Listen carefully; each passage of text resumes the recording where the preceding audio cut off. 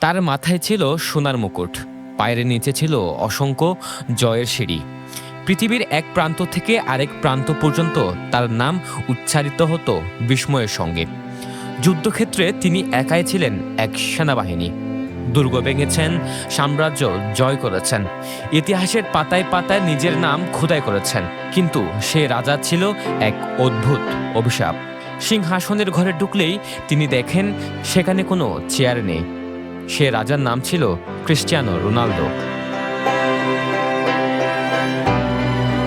Club ফুটবলের আকাশে তিনি ছিলেন পূর্ণিমার চাঁদ।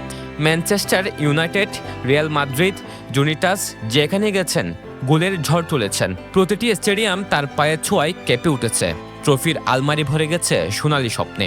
কিন্তু মানুষের জীবনের কিছু গল্প থাকে যেগুলো জয় দিয়ে নয়, বরং অপূর্ণতা দিয়েই লেখা হয়। দেশের লাল সবুজ জার্সি গায়ে চাপালেই যেন ভাগ্য অন্য এক খেলা শুরু করত। সময় গড়িয়ে গেছে, 1, 2, 3, 4, 5 বিশ্বকাপ এসেছে বারবার। প্রতিবার মানুষ অপেক্ষা করেছে এবার বুঝি রাজার হাতে উঠবে সবচেয়ে কাঙ্ক্ষিত মুকুট। কিন্তু প্রতিবারই গল্পের শেষ পাতায় কোথাও না কোথাও কালি লেগে গেছে। 2026 এটাই হয়তো শেষ অধ্যায়। বয়সের ভার কাঁধে, তবুও চোখে সেই পুরনো আগুন। মাঠে নামার আগে কোটি কোটি মানুষ তাকিয়েছিল তার দিকে।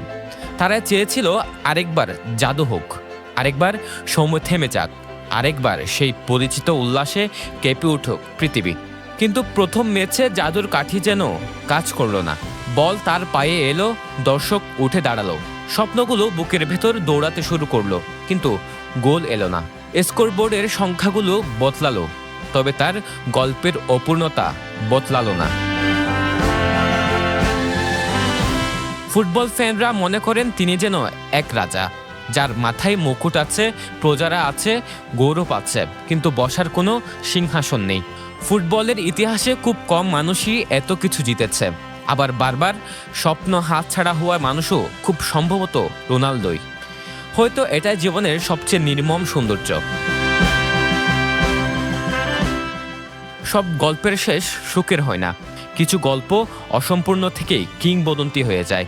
হয়তো একদিন বিশ্বকাপের আলো নিভে যাবে, স্টেডিয়ামের গর্জন থেমে যাবে, সময়ের ধুলো জমবে পুরনো স্মৃতির উপর। কিন্তু তখনও মানুষ মনে রাখবে এক মানুষকে, যে হার মানেনি, যে শেষ পর্যন্ত স্বপ্ন দেখে গেছে, সাফল্যের মাঝেও একটি অপূর্ণতার বোঝা বয়ে বেরিয়েছেন।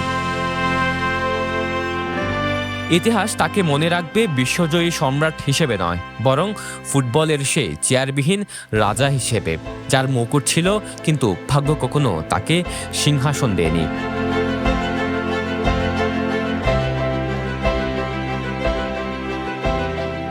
সরওয়ার সাকিব, পেনুয়া নিউজ।